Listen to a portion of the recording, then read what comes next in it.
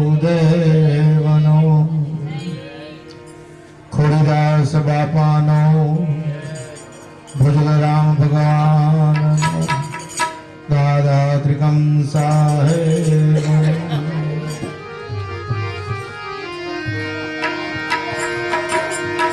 ત્રિકમ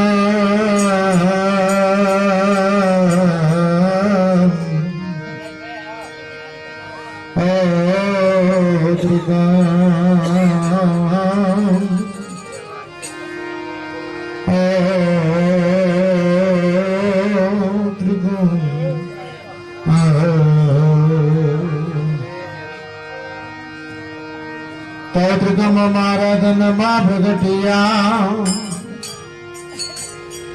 અને મને બેઠયો જવાસ તમારા હતા સર્વે મારા ટળી ગયા એમ ભાવે ભજે વિમદાસ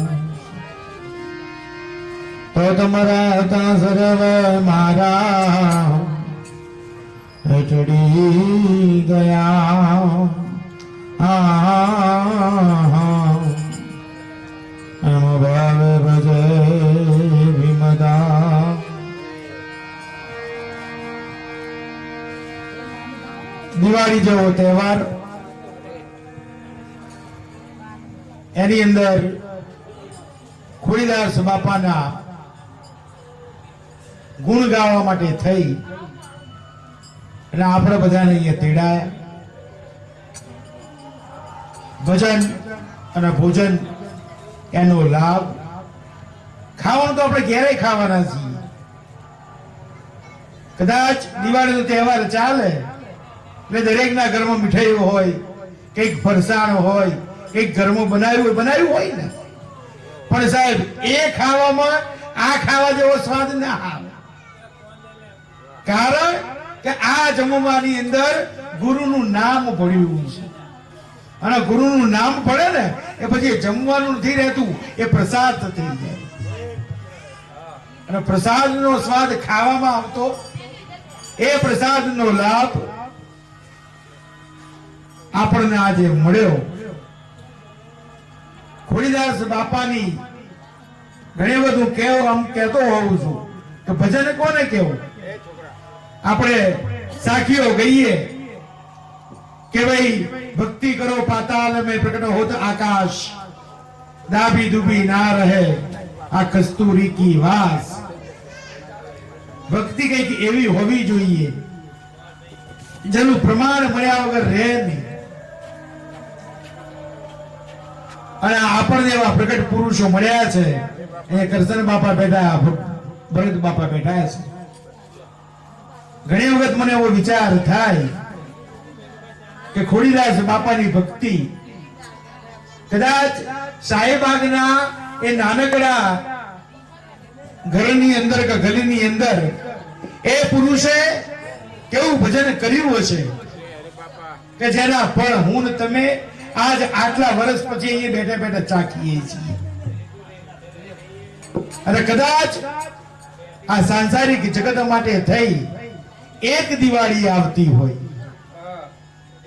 આ સંસારમાં તો કેટલી દિવાળી હોય એક દિવાળી હોય કે જે ધારે કઈ ખાવાનું બનાવી ખાય એકબીજાને મળે આપણે તો દર મહિને દિવાળીઓ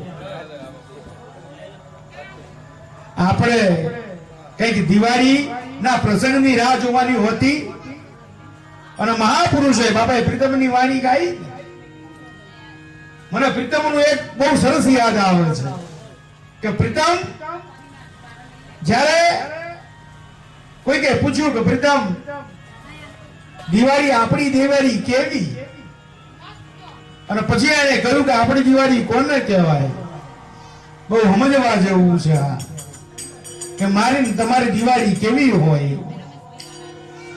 કે જોને સાવ સોનાનો જોને સૂરજ ઉગ્યો અને મારો દૂધડે વરસ્યા એ જીમે ઘરે. બહુ સમજવા જેવું છે કે મારે સાવ સોનાનો એજી સૂરજ ઉગ્યો અને દૂધડે વરસ્યા એજી મેં ઘરે. કે કારણ કે આજ ગુરુજી એ મારા મંદિરે પધાર્યા. મારી ને તમારી દિવાળી કોને કહેવાય? જ્યારે સંતોના પગલા મારા ને તમારા ઘેર થાય. મારી ને તમારી દિવાળી ક્યારે કહેવાય? જ્યારે ગુરુજી આપણા ઘેર પધારે. આ પ્રીતમે ગાયું કે સાવ સોનાનો સૂરજ ઉગ્યો. જ્યારે સંતો આપણા ઘેર પધારે ને ત્યારે એ સૂરજ સોનાનો કહેવાય. કે સાવ સોનાનો જોને મારે સૂરજ ઉગ્યો અને દૂધડે વરસ્યા એ જીમે ઘરે. પણ જોને આજ મારા ગુરુજી મારા મંદિરે પધાર્યા અને ભાગ્ય મારા એ ધન.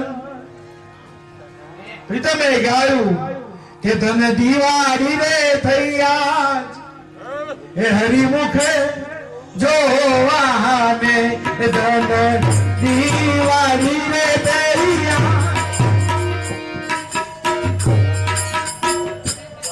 ધન દિવાળી રે થયા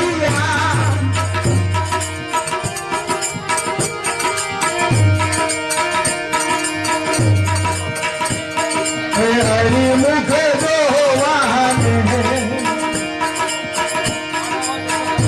મારા ઘેર પધાર્યા ગુરુ મારા તે દુખડા હરવાને મારા ઘેર પધાર્યા મારા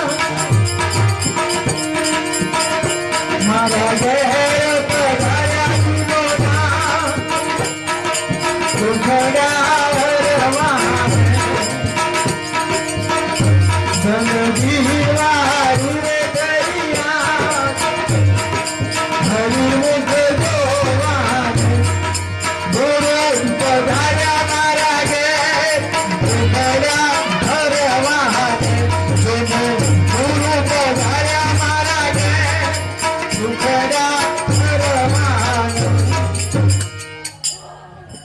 તમારે દિવાળીની રાહ નથી જોવાની. પણ જેમ બાપાએ વાત કરી ને કે ગુરુનો ગુણ બંધાવવો જોઈએ. આ સત્સંગ દર મહિને સત્સંગ થાય છે. શું તમને એમ થાય કે દર વખતે બાપા આવે આત્માની વાત કરે, જીવની વાત કરે, ગુરુની વાત કરે. આ મહિને આ વાત કરી, આવતા મહિને આવો તો આની આ વાત કરે. ગુરુ સિવાય તો અમારી જોડે બીજી કોઈ વાત હોય જ નહીં ને. ગુરુ સિવાય તો આપણે બીજું કઈ ગાવાના નથી. તો દર મહિને ગુરુને યાદ કરવાનું કારણ શું? તો આપણે બધાએ ખાલી એટલું જ યાદ રાખવાનું છે કે આજે દર મહિને દર પૂનમના, આઠમના, બીજના, પાંચમના આજે બધા સત્સંગ થાય છે ને. આ બધા પગથિયા છે. અને કદાચ હું તમે જયારે ગુરુના ગુણ ગાતા હોય, બાપાએ હમણાં વાત કરી ને કે ગુરુ કર્યા એને નિશ્ચય હોવો જોઈએ. આપણી સિદ્ધાંત વાળી ભક્તિ છે. આપણને ખબર હોવી જોઈએ કે આપણે ગુરુના ગુણ ગાઈએ છીએ ને એટલે ગુરુ આપણી સામે જ બેઠો હોય. જેના ગુણ ગાતા હોય ને તમે, એ તમારી સામે જો હોય તો જ તમે ગુણ ગાઈ શકો. નકર તમારાથી ગુણ ગવાય. આપણા ગુરુ આપણી આગળ બેઠા હોય, આપણા ગુરુના ગુણ ગાતા હોઈએ તો આ દર મહિને સત્સંગમાં જવું, ભજનમાં જવું. ગુરુ આ બધા પગથિયા તમને એક કરીને એક ચડાવે છે. બાપાએ જે વાત કરી ને નિજને ઓળખવાની, પોતાને ઓળખવાની, એના માટે ભક્તિના પગથિયા ચડવા પડે. તમે જેટલા સત્સંગમાં હાજરી આપો દર વખતે તમે એક એક પગથિયું ઉપર ચડતા જાઓ. દર વખતે તમે એક એક પગથિયું ઉપર ચડતા જાઓ. પણ કૃષ્ણ બાબાએ આપણે પહેલી જ વાત કરી કે 40 વર્ષ ઇનામદાન લીધું. 40 વર્ષ પહેલા ગુરુએ નામ આપ્યું હોય, કદાચ આમ ગુરુ ફરતા ફરતા આવે અને 40 વર્ષ પછી જોવો તો તમને જ્યાં મૂકીને જ્યાં હોય ને તમે ત્યાં બેઠા હોય. ગુરુના માચકો વાગી જાય. કદાચ હું તમે કહી નહીં ગયો તો કે આ પગથિયા કેવી રીતે ચડવાના, કે બાપુ હજુ ગોખું છું, હજુ ચાલુ અમલ કરવાનું ચાલુ કર્યું. સાહેબ અનુભવ વાણી જે બાપાએ વાત કરી એમ માન તમારે. હું ઘણી વખત કહું અમારે રોજ દિવાળી હોય. હમણાં બાપાએ વાત કરી કે હમણાં લાગત સત્સંગ ચાલતા હતા તો બાપા તો ધનતેરસે દિવાળી હતી, કાળી ચૌદસ ના દાડે દિવાળી હતી. દિવાળી દાડે તો દિવાળી હોય જ. આપણે કઈ દિવાળી ના પ્રસંગ ટાણા હોદવાના નહીં. મહાપુરુષોએ કીધું કે જેના માથે ગુરુની કૃપા ને, જેના માથે રામ કૃપા, એને રોજ દિવાળી આવા રંગના ટાણા. આ આનંદ કરવા માટે મારે તમારા કોઈ નિમિત્તની જરૂર હોતી. બે સત્સંગી ભેગા થયા કે ગુરુ આપણા ઘેર ગયા. અરે ગુરુ આપણા ઘેર ના હોય તો કઈ નહીં, આપણે ગુરુને ઘેર પહોંચી જાવ. ગુરુ થોડા કાઢી મૂકવાના છે કે તમે કેમ કબેડા ના આવ્યા છો. જઈને સત્સંગ કરો, આપણો તો એ દિવાળી. સવારામ બાપાની જગ્યામાં બળદેવદાસ બાપાએ ગાયું કે સદગુરુના ચરણમાં મારે રોજ દિવાળી, અને કદી ના જોઈ મેં તો રાત અંધારી. ગુરુના ચરણમાં ગયા પછી મારે તમારે કઈ દિવાળીમાં ફટાકડા ફોડવા માટે રાહ ના જોવાની હોય. એટલે પિતમે કહ્યું કે ધન દિવાળી થઈ આજ. મારી તમારી દિવાળી આમ બોર્ડ માર્યું જુઓ, આમ 12 મહિનાની 12 પાંચમ છે. આ જેટલી પાંચમો લખી છે ને એ બધી આપણે દિવાળીઓ જ છે. જો સમજીએ તો આ જેટલા દાડા લખ્યા ને બધા આપણા માટે દિવાળી છે. કારણ કે પ્રીતમે ગાયું કે ધન દિવાળી થઈ આજ, કારણ કે હરિમુખ જોવા નહીં. એક સબરી હતી જેને એના ગુરુએ એમ કહ્યું કે સબરી કે શું, કે બોલ તારે શું જોઈએ, હું તારો ગુરુ તારી ઉપર પ્રસન્ન છું.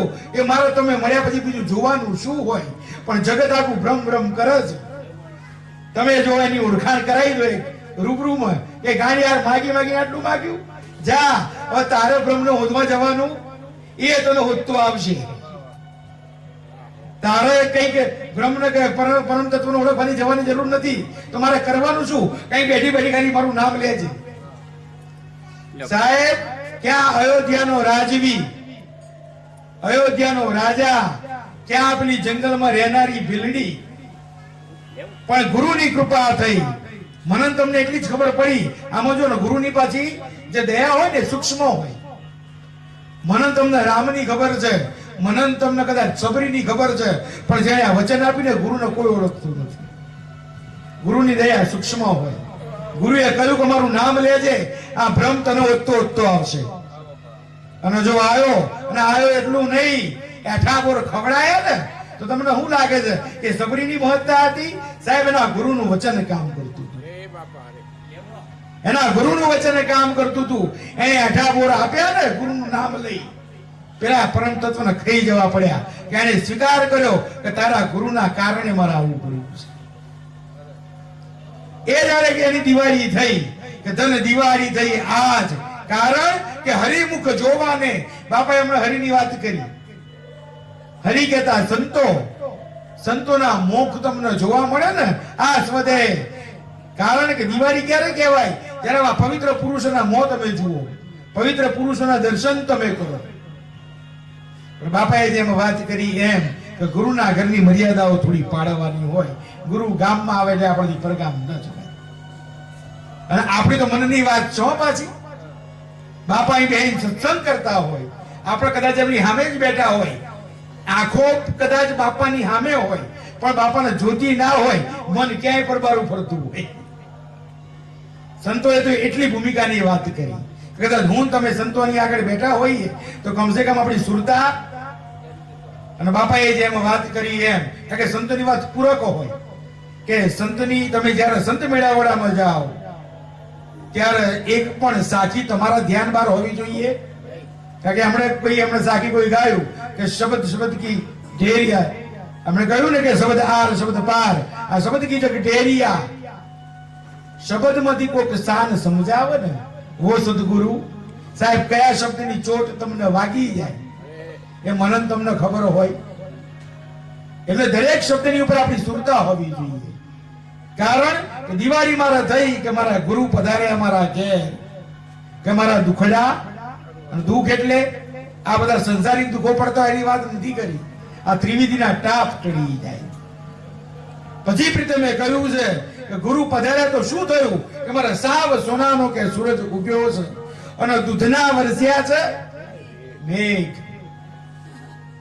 જો આ ભાવ તમને ના થાય સંતોનો જોયા પછી, જો આ ભાવ મનન તમને ન થાય સંતોના પગલા આપણા ઘેર પડ્યા પછી, તો કદાચ આપણી ભૂલ આપણે ઉધી નાખવાની.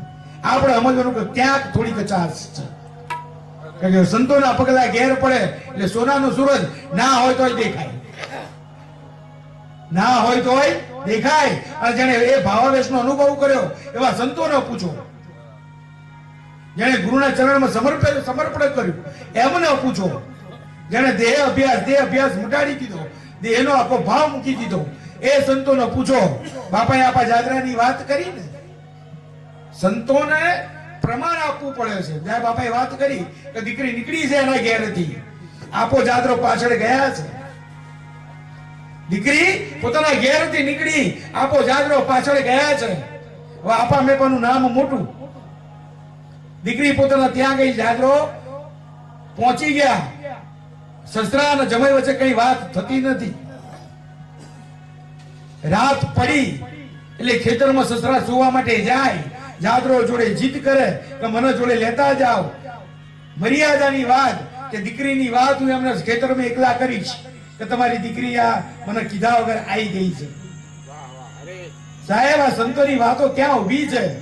અને પછી બરાબર આમ રાત પડી, મધરાતનો 12 વાગ્યો અને હાવજે ડણક દીધી. અને જેવી હાવજે ડણક દીધી ને આપો જાદરો કૂદકો મારીને માથડા ઉપર ચડી ગયા. મારો વારું કે આ તો હાવજ આયા, 2 હાવજની ડણક મળી. આ સંતોને પ્રમાણ બતાવવું પડે છે. બાપાએ વાત કરીએ કે જેની પાસે અનુભવ છે, જેની પાસે અનુભવ જ્ઞાન છે. આપો જાદરો આમ માથડો બાંધેલો ને ખેતરમાં એની ઉપર ચડી ગયા. આપો ત્યાં એમનો સસરા આમ બેઠેલા અને 2 હાવજ આયા. 2 હાવજ આઈ ત્યાં એમના સસરાની જોડે આમ રમવા માંડ્યા. બેની કેશવાડી પર કેશવાડી વાળા સિંપા અમે એક ડણક મારા આખું જંગલ ધ્રુજી જાય. એ આપા મેપાની સામે ચરણોમાં બેઠા, એમના માથે હાથ ફેરવ્યા. સાહેબ જતા રહ્યા. પેલો મનમાં વિચાર કર્યો કે આ શું, હું આપો જાદરો, મારું આટલું બળ, પણ હાવજથી હું બી વયો અને આ સામાન્ય ખેડૂત લાગતો મારો હારો નહીં બી વાતો. અને સાહેબ પછી પગમાં પડ્યા. ગુરુએ શું વગાડવાનું કામ કર્યું છે? ગુરુએ ગરબો વગાડવાનું કામ કર્યું. ગુરુ મારીને તમારી અંદર રહેલો સૂક્ષ્મ અહંકાર ઓગાડી દે. અને ગુરુ તમારો સૂક્ષ્મ અહંકાર ઓગાડે ને પછી તમને સોનાનો સૂરજ દેખાય જગતને. અને આપણને કોઈ ગુરુની દયા થાય ને એને કોઈ અંધકાર ના દેખાય. અજવાળા તો થાય ને થાય જ. મેં હમણાં હાલ વાત કરી કે એવું ભજન કેવું ઘોડીદાસ બાપાનું હશે કે આટલા વર્ષે આપણે આટલા પ્રકાશમાં એમના નામનો મહિમા ગઈ રહ્યા છીએ. ભજનનો પ્રકાશ દેખાય છે ને, આ ભજનનો પ્રકાશ દેખાવો જોઈએ. અને એના માટે સમર્પણ કરવું પડે છે, ભોગ આપવો પડે છે. બેઠે બેઠા આ બધી કૃપા પ્રાપ્ત થતી નથી.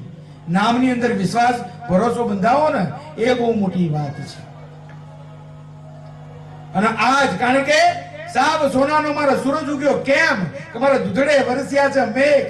કારણ કે આજ ગુરુજી મારા ઘેર પધાર્યા અને ભાગ્ય અમારા ધન. મારા તમારા ભાગ્ય ધન્ય ક્યારે થાય? બે વસ્તુ છે. તમને ગુરુએ ટેક આપી, આપણે માંગ્યો કે બાપુ મને કઈક આપતા જાઓ, એ જા ભાઈ પાંચમના ભજન કરજે, 11ના ભજન કરજે. એને જો તમે ધન કરીને ધન ભાગ સમજી લો તો ગુરુએ મને કઈક આપ્યું અને એનો અમલ કરવા માંડો એટલે તમારો નરભે થાય. પહેલાનો શબ્દ છે નરભે. નરભેનો અર્થ એટલે કે પાછળ તમારે કઈ જોવા જેવું રહે. ભાઈ તમારા આત્માની ચિંતા તમારે કરવી પડે. અને જો હું તમને સ્પષ્ટ કહી દઉં, આપણે ગુરુ કર્યા પછી આપણા જીવની આપણા આત્માની જાતે ચિંતા કરીએ ને એ ખોટું પડે. કારણ કે પછી કોને સમર્પણ કરી દીધું આપણે? એ ચિંતા ગુરુ ન હોય કે આ ડફોડને કેવી રીતે પાર ઉતારવાનું. આપણે કહી દેવાનું. પેલા આપણે અમે પૂજા કરાય ને એમાં કહીએ કે પૂજા ન જાનામી તરવાર્ચનમ. પૂજા કરાઈ દે આવું કહીએ અમે કે પૂજા છે ન જાનામી તરવાર્ચનમ, કે હે ગુરુ મહારાજ તમારી પૂજા કેવી રીતે કરવી એ અમને ખબર. હે ગુરુ મહારાજ તમારું સ્મરણ કેવી રીતે કરવું કદાચ એ અમને ખબર. પણ મને એટલી ખબર છે કે આ જીવને તમારા સિવાય બીજું કોઈ તારવાનું. સાહેબ એટલો ભાવ કરીને બેસી જાઓ ને તોય ગુરુ હાથ પકડીને તમને તારી દે. બીજું કઈ વધારે કરવાની જરૂર, પણ એ ભરોસો હોવો જોઈએ ને. અને એવું નથી, જો હું તમે તો સામાન્ય કક્ષાના માણસો છીએ, બરાબર. સતયુગની અંદર ગુરુ નિશાન બાપાએ જે વાત કરી ને સાનંદી, બરાબર સતયુગની અંદર જ્યારે પ્રહલાદે ભક્તિ કરી, પ્રહલાદે નામનો મહિમા ગાયો અને હગા બાપની સામે પડ્યો. હરણાકંસે કે પ્રથમ પ્રહલાદાને જળમાં જબોડ્યો, બીજે પ્રહલાદાને આ પર્વતથી રોળ્યો. પણ પ્રહલાદાએ નામ મૂક્યું અને પછી કે 62 મણ લાકડા મંગાઈ બરાબર સ્તંભ તૈયાર કર્યો અને લાલ ચોળ કરી નાખ્યો. અને પછી પ્રહલાદને એટલું પૂછ્યું કે પ્રહલાદ આમાં તારો ભગવાન ખરો? પેલા હા તો પાડી દીધી કે હા પ્રભુ આમાં મારો ભગવાન છે ને બાપા. કે હા તારો ભગવાન હોય તો બાજ ભીડાય. તારો ભગવાન હોય તો બાજ ભીડાય. સાહેબ 1 સેકન્ડ માટે પ્રહલાદે ધ્રુજી ગયો છે, 1 કાચી સેકન્ડ માટે. પણ તરત જ આટલી વાત બધાને ખબર છે, પણ આ બેની વચ્ચેની વાત છે ને એ કોઈને ખબર નહીં. પ્રહલાદને જ્યારે ગુરુએ મંત્ર આપ્યો ઓમ નમો ભગવતે વાસુદેવાય, એના ગુરુએ અને એના ગુરુએ એને કહ્યું હતું કે પ્રહલાદા નામની અંદર તાકાત છે. અને બરાબર એને કીધું કે બાત ભીડાય અને લાલ ચોળ થાંભળો જોયો. પ્રહલાદ મનમાં ફડકી ગયો કે આજ મરી ગયો. કે આજ લાગતું નહીં કે કાકા આમાં ચોટી તો જવાનું જ છે. અને બરાબર સાહેબ આપણે એમ કહીએ કે લાલ કીડીની સોન કીડીની હાર ચલાઈ, લાલ તાંબડામાં લાલ કીડી દેખાય નહીં. લાલ તાંબડામાં લાલ કીડી દેખાય ના દેખાય. પણ ત્યાં ગુરુનું સ્મરણ કર્યું છે પ્રહલાદાએ. જેને તમે વેદનો અભ્યાસ કરો, આ શાસ્ત્રનો અભ્યાસ કરો, એમાં લખ્યું છે કે પ્રહલાદે ગુરુનું સ્મરણ કર્યું છે, ગુરુને સમરીને મંત્રને બોલ્યો છે. અને ત્યારે થાંભલા ઉપર એને સોન કીડીની હાર દેખાઈ. અને પછી એને ભરોસો પાકો થયો ગુરુના નામ ઉપર કે મારો ગુરુ મારો પરમાત્મા આ કીડીઓને કઈ થવા દેતો નથી, મને હું થવા દેશે. અને સાહેબ ત્યારે બાદ પીડી નામનો આટલો મહિમા ગુરુના સમર્પણનો. એ મારે તમારે તો ગુરુના ચરણે સમર્પણ કરવાનું છે. પણ મનન તમને કદાચ ક્યાંક કચાશ છે. ગુરુ કર્યા પછી કદાચ મનન તમને છે કે આપણા ગુરુમાં આટલી બધી તાકાત હોય. સાહેબ ગુરુ કોઈ વ્યક્તિ નથી. અમે હંમેશા કહીએ તો ગુરુ એ પદ છે અને પદની અંદર તાકાત છે. તાકાત કોની અંદર છે? પદની અંદર છે. હમણાં અમેરિકાની ચૂંટણી આજે પૂરી થઈ, ડોનાલ્ડ ટ્રમ્પ એનો પ્રેસિડેન્ટ બન્યો. કાલ સુધી એના હાથમાં કોઈ સત્તા નહોતી. કાલથી બધી સત્તા હશે. કારણ એ શેની ઉપર બેઠો? એ પદ ઉપર બેઠો છે. એટલે ગુરુએ જેને અધિકાર આપ્યો, ગુરુએ જેને નામદાન દીધું, એને અધિકારી બનાવ્યો, એટલે જગતની સર્વ સત્તાઓને સ્વામી થઈ ગયું છે. ગુરુનો બાળક, બાપાએ હમણાં કીધું ને કે ચંદ્ર સૂરજને જ્યારે એક ઘર લાવો ત્યારે પછી જેવું બોલો એવું થાય. ખોડીદાસ બાપાએ કદાચ એવી કોઈ સમજણ કરશન બાપાને આપી હોય, જે નામનો મહિમા સમજાયો હોય. અને કદાચ અત્યારે તો ઘણા વર્ષો થઈ ગયા, પણ જયારે શરૂઆત હશે ત્યારે કદાચ કરશન બાપા એવો વિચાર કર્યો હોય દાસ બાપા બધા ભેગા થઈ આપણે મોટો ઉત્સવ કરવો છે. મોટો ઉત્સવ એટલે હવે અત્યારે તો ઠીક છે મારા ભાઈ, પણ એ વખતે 500,000 માણસને ભેગું કરવું, એ વખતે 2,000 માણસને જમાડવું એટલે બહુ મોટો મહિમા કહેવાય. એ વખતે રેશનિંગ ચાલતું હતું, મને ખબર છે. આટલું અનાજ ભેગું કરવું, આ કરવું. પણ સાહેબ એ સંકલ્પ જયારે કર્યો છે ને, ત્યારે આ પુરુષને એ સંકલ્પ પૂરું કરવા માટે પોતે કંઈક સ્વરૂપ ધારણ કરીને આવવું પડ્યું. આ ભજનનો મહિમા છે. પણ જ્યારે ત્યાં સુધી મનન તમને આ ભરોસો નહીં આવે કે આપણો ગુરુ આપણું કામ સુધારશે, ત્યાં સુધી કશું થવાનું નથી. આપણે ગુરુ કરીએ છીએ, ગુરુનું નામે લઈએ છીએ, પણ આ ભરોસો પાકો કરવામાં આપણી કચાશ થઈ જાય છે. આ હું તમે કદાચ વિચાર કરીએ કે બધી વાત બરાબર, પણ આ થશે કે નહીં થાય? સાહેબ ગુરુ કરે એટલે થાય જ. અને કીધું ને પ્રીતમે, પણ એના માટે ચંદ્ર સૂરજ ને એક ઘર, એ ભરોસાની ભક્તિ, ભરોસો ને ભક્તિનું મેળાપ થઈ જાય ને સાહેબ. તમે બોલો એમ, અને બાપાએ કીધું એમ, કે સંતોએ કીધું એમ થયું છે. પણ જ્યારે તમે કોઈ એમ થવા માંડે ત્યારે સમજવાનું કે ગુરુનું પ્રાગટ્ય આમાં. અને પછી જ્યારે તમારી ધન ગળી ધન ભાગ થાય, તમારા ગુરુની પધરામણી, અને કદાચ ગુરુનો દેહ ના હોય તો, આજે ખોડીદાસ બાપા સદેહ નથી, પણ દાસ બાપાએ મનન દાસ બાપાને કૃષ્ણ બાપાને તેડાયા. કદાચ એમણે આ સંતોમાં ગુરુનું સ્વરૂપ જોયું. મારી તમારી એવી નજર ક્યાંથી આવશે? હું તમે એવી નજર ક્યારે કેળવી છે કે જ્યારે સંતોની અંદર આપણા ગુરુના દર્શન થાય, ગુરુ આપણા ઘેર આયા, આપણા આઠમે જઈએ, આમ બાપા લાઈન નહીં કરી નાખતા સંતોની, કારણ કે દરેકમાં ભોજલરામ દેખાવાય જોઈએ ને. એ નજર તો કેળવવી પડે ને કે આ બેઠામાં બધા મારો ભોજોરામ રમે છે. સાહેબ એ નજર જ્યારે મનન તમને પ્રાપ્ત થાય ત્યારે ધન ભાગ થાય. ઘોડા ભેગા કરવાથી ધન ભાગ થતા, એ નજર તમારી કેળવાય.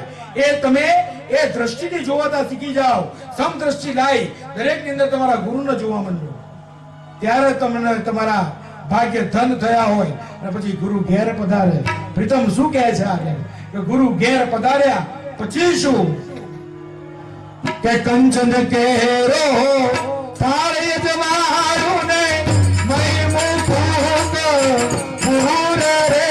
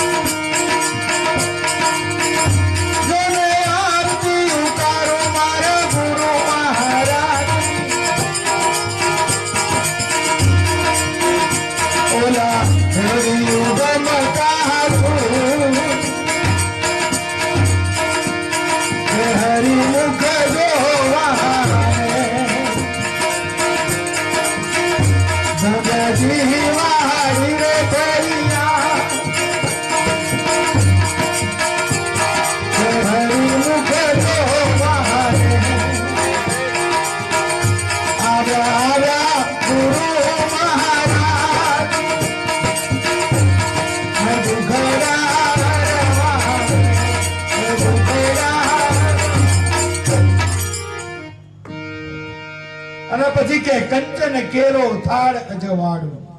કંચન કહેતા સોનું, અને સોનું કહેતા જેનામાં કાટ ના લાગે. ગુરુ ઘેર પધારે પછી કદાચ બધાની પાસે તો હોનાના થાળ ચાહી હોય, બધાની પાસે તો એટલું બધું ક્યાંય હોય, તો એ મહાપુરુષોએ કીધું કે કંચન કેરો થાળ અજવાળું. સાહેબ આ હૃદય છે ને, એના ભાવને શુદ્ધ કરી નાખો, એના જેવું પાત્ર બીજે ક્યાંય નથી. આ હૃદય આપણું છે ને, જે આ એને પવિત્ર કરી નાખો, એના જેવું પાત્ર ક્યાંય નથી. અને એમાં સતનો દીવો કરો. આ સતના દીવા, આ ગુરુની આરતી શામાંથી ઉતારવાની છે? આ દીપકને તો ફૂંક મારો નોલવાઈ જાય, પણ હૃદયમાં જે ભાવ રૂપી શ્રદ્ધાનો દીપક પ્રગટ્યો છે ને, ભરોસા રૂપી દીપક, ગુરુના ભાવ રૂપી દીપક, એ ક્યારે ઓલાવવાનું નથી. કે હૃદય કમળમાં કે કંચન કેરો થાળ અજવાળું અને માય મૂકું કપૂર અને પછી આરતી ઉતારું છું મારા પ્રાણ જીવનની. ગુરુ ને તમે જયારે જીવનનો આધાર બનાવો ને, કદાચ મનન તમને આ સમજવામાં થોડો સમય લાગશે. સાહેબ, ગુરુમુખી વ્યક્તિ હોય એનામાંથી ગુરુ શબ્દ નીકળી જાય ને પછી એમાં જીવનનો કોઈ અર્થ રહેતો જ નથી. જો ગુરુમુખી વ્યક્તિ હોય અને એના જીવનમાંથી ગુરુ શબ્દ નીકળી જાય, મારા તમારે આપણે બધા શેની ઉપર ટકેલા છીએ? ગુરુના શબ્દ ઉપર ટકેલા છીએ. જો મારા તમારામાંથી ગુરુનો શબ્દ નીકળી જાય પછી આ જીવનની કોઈ કિંમત રહેતી.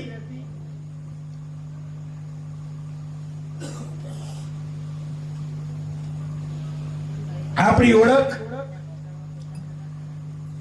આપણું આયુષ્ય આ બધું ગુરુના નામ ઉપર ટકેલું છે. ગુરુનું નામ છે તો આપણે છીએ. મને બરાબર આમ સૌરાષ્ટ્રની ઘટના યાદ આવે છે કે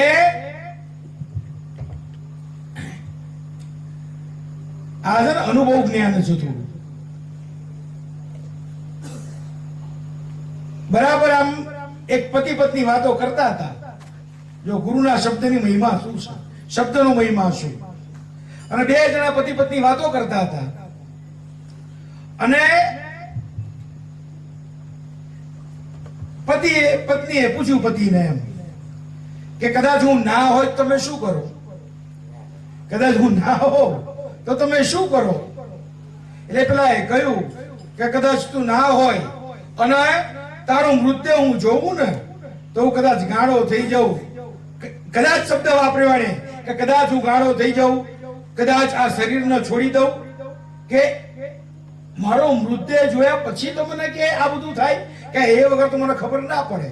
અને આ જ પ્રશ્ન પતિએ પત્નીને કર્યો કે કદાચ હું ના હોઉં તો શું થાય?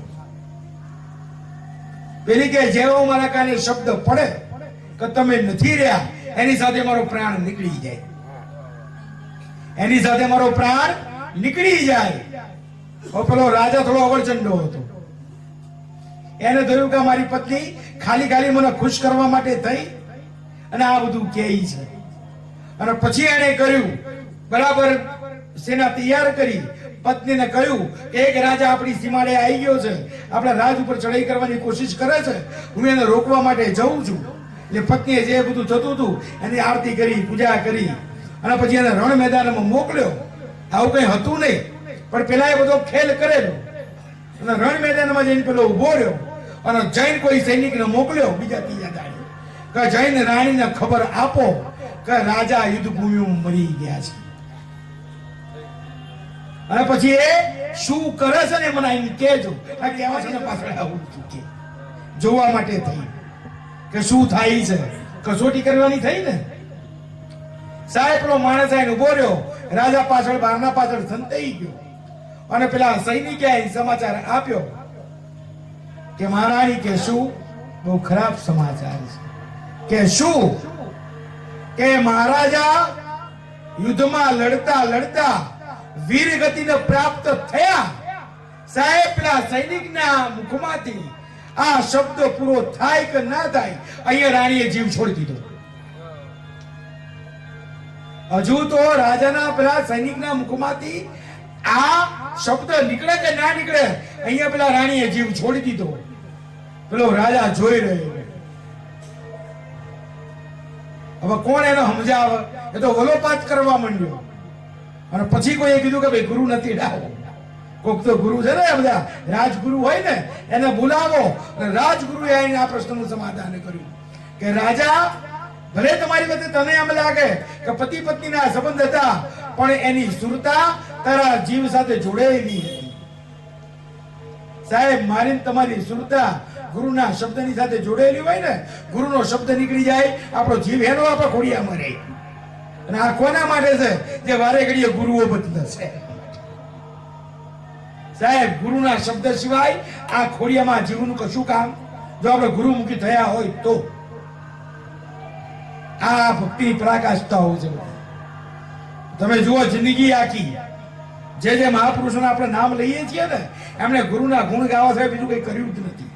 ગુરુ ગુરુ કર્યા સિવાય કંઈ કર્યું નથી. તમે જુઓ ને, દાડામાં હવાર ગુરુ યાદ કરતા હોય. કોઈ બોલો બાપા જય ગુરુદેવ કે જય ગુરુદેવ, હવા વખત તો બાપા બોલતા હશે ને, જય ગુરુદેવ તો જય ગુરુદેવ. કરશન બાપાને ફોન કરો તો જય ગુરુદેવ. કદાચ કોઈ કહો કે બાપા તમારી દયાથી ભાઈ ગુરુની કૃપા. સાહેબ, ગુરુના દાડામાં હો વખત યાદ કરો, કારણ કે ગુરુ વગરનું જીવન શુષ્ક છે. એટલે એણે કીધું કે આરતી ઉતારું મારા પ્રાણ જીવન. આ પ્રાણ છે ને આપણી અંદર, આ બોલી રહ્યો છે એ આપણો ગુરુ બોલી રહ્યો છે. આ ના હોય તો મને તમને ક્યાં બોલતા જ આવડે છે. આ ગુરુ બોલી રહ્યો છે, ગુરુ કરી રહ્યો છે.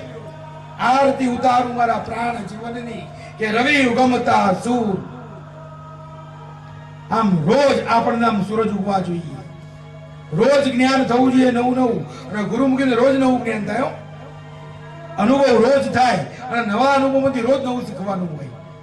આપણે તો અભ્યાસ જ કરતા રહેવાનું છે. આ સત્સંગમાં જઈએ બધા કરીએ ને, એમાંથી કંઈક નવું શીખતા જ જવાનું છે. ને પ્રીતમે આગળ કે બાપાએ કહ્યું મને વાણી બહુ છે આરતી, પણ એની અંદર સમજવાનું બહુ ઘણું છે. પછી આગળ એમણે કીધું,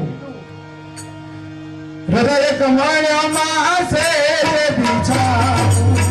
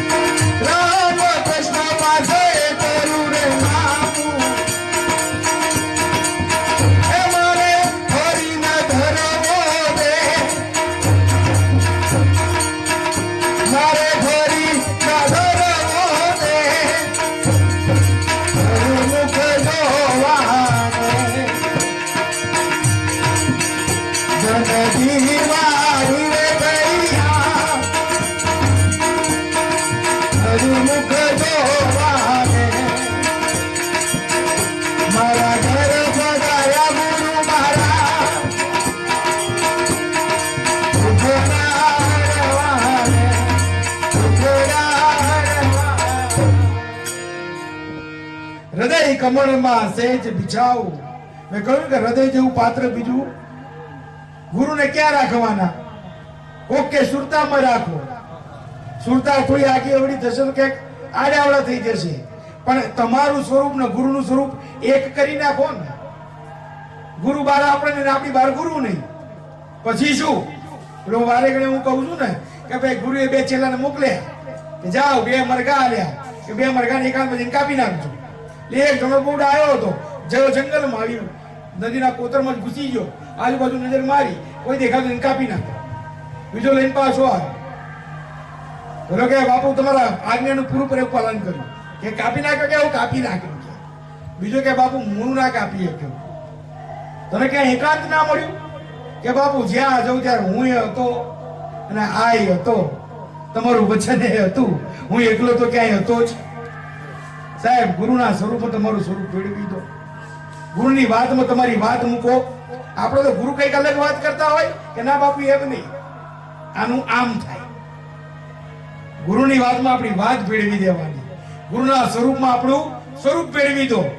અમને ઘણી વખત આમ નાના હતા ત્યારે શોખ જાગે, મારો બધા બાપાઓને પગે લાગે, આપણને કોઈ લાગતું નહીં. આ ભાવ થાય, બધા બાપાઓને પગે લાગે છે, આપણને કોઈ લાગતું નહીં. પણ અનુભવ જ્ઞાન જ્યારે આવ્યું, સાહેબ, આપણા ગુરુના સ્વરૂપમાં જયારે આપણે આપણું સ્વરૂપ જોવા માંડીએ ને, તો જેટલા ગુરુને પગે લાગ્યા ને એટલા આપણને પગે લાગ્યા. જેટલું ગુરુને ચડ્યું એટલું આપણને ચડ્યું. બાપાએ જેમ વાત કરી ને કે કરવાનું કશું નથી, એ સ્વરૂપમાં પોતાના સ્વરૂપમાં ભેળવી દેવાનું. માનવા માંડો ને. હું ઘણી વખત ઘણાને કહું, બધા કે હું નહીં કરી શકતો, તું હું નહીં કરી શકતો. કર સુરતામાં ધ્યાન લગાય અને રોજ ગુરુને સોનાના હાર પહેરાય તો કોણ ના પાડે? પણ એમાંય લોકો કંજૂસાઈ આ સમજવા જેવું છે કે સુરતામાં ધ્યાન લગાવો અને રોજ ગુરુના સોનાના હાર પહેરાવો, તમને કોણ ના પાડવાનું છે? બોલો કેટલાય પહેરાય. સપનામાં આપણે ફૂલ ના પહેરાઈએ, સપનામાં ચાંદી ના પહેરાઈએ, સપનામાં તો હોના ના પહેરાવો. સાહેબ ભાવ ઉભો થાય ને એટલે સહજમાં બધું થવા માંડે. મહાપુરુષો કહે છે કે હૃદય કમળમાં સહેજ બિધાવું અને પોરો જુગ જીવન. અને ગુરુ મળ્યા પછી આ દેહ ગુરુમાં ભળી ગયો ને સાહેબ, પછી રામ કૃષ્ણ પાસે એટલું માગું કે આ ફરી ન ધરવો. શું કરવું છે ગુરુમાં ભળ્યા પછી? બીજા સ્વરૂપને ધારણ કરી ગુરુના બાળક થઈને જ આવવું, ગુરુના બાળક થઈને જ રહેવું. અને ગુરુમાં ભળ્યા પછી ઉગ્ર બહાર આવવું. આપણે જે ગુરુમાં ભળી ગયો ને સાહેબ, આ જન્મ મરણના ફેરા પર ટાળવાની વાત કરીએ ને, કોઈના ના ટળે, બધાને આવવું જ પડે. કોના ટળ્યા? જેને ગુરુના સ્વરૂપમાં પોતાના સ્વરૂપને ભેળવી દીધું એના ટળી ગયા. બધાને મને તમને બધી ખબર છે કે આનો પેલો જન્મ આ થયો, આનો પેલો જન્મ આ થયો. પણ સંતોના જે જીવન કવન છે ને, જે ગુરુમાં ભળ્યા ને સાહેબ, એના ભટકારા મટી ગયા છે, જીવતા મટી જાય. અને આ છેલ્લી લીટી, આ ભજનનો સાર, આ છેલ્લી લીટીમાં આંખ બંધ કરો ને સાહેબ, એટલે ગુરુ સિવાય કોઈ દેખાવું ના જોઈએ. જ્યાં સુધી બીજું ત્રીજું દેખાય ને ત્યાં સુધી ભજનને પાકું કરવાની જરૂર છે. કે સંગત સાધુની ભક્તિ હરિની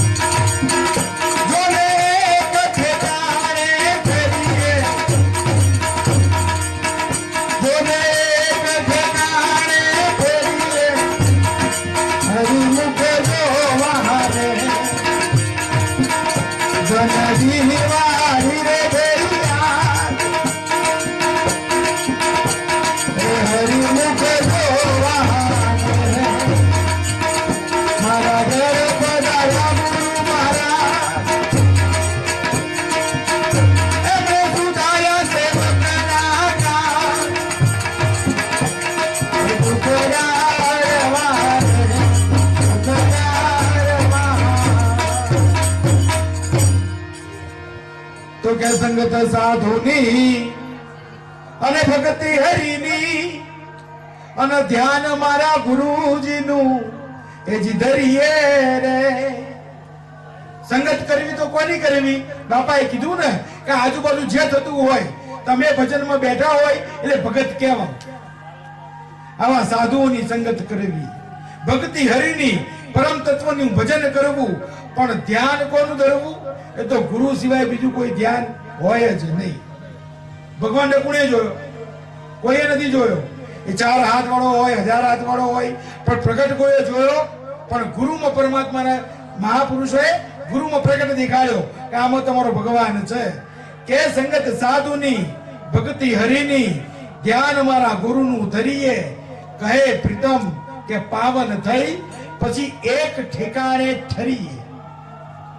ઠેકાણું ઉધી નાખવું પડે. આપણને ખોડીદાસ બાપાનું મળ્યું હોય, કોકને વડિયા ભોજા બાપાનું મળ્યું હોય, કોકને ચિત્રોડ ત્રિકમ સાહેબનું મળ્યું હોય, પણ ઠેકાણું મળી જાય ને પછી ભટકાવાની જરૂર. આપણને એવું જ આપણે હોદવા જઈએ કે બાપા કહે છે હાથું છે ખોટું, એટલે બીજે જઈને જોઈ આવું. આ ભટકાવામાં જિંદગી જતી રહે. એટલે ધન્યવાદ છે આવા મહાપુરુષોને કરશન બાપા જેવા, જેમણે આ ચીલો પાડ્યો છે.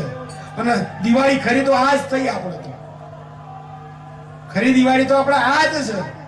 લાભ પાચમ એટલે ખરેખર આ સંતોનું મળવાનું થયો ને એ જ લાભ, એની પાચમ. બાકી બીજી બધી તો આપણા માટે તો બધી કાળી રાતો છે. સત્સંગ ના હોય ને અને ગુરુનું નામ ના હોય એ આપણા કશા કામનું. આપણો તો આ જ દિવાળી, આ ધન દિવાળી તૈયાર છે. આ દિવાળી સાચી દિવાળી. એટલે આવા મહાપુરુષોનો ધન્યવાદ છે જેમણે આ માર્ગને જીવંત રાખ્યો છે.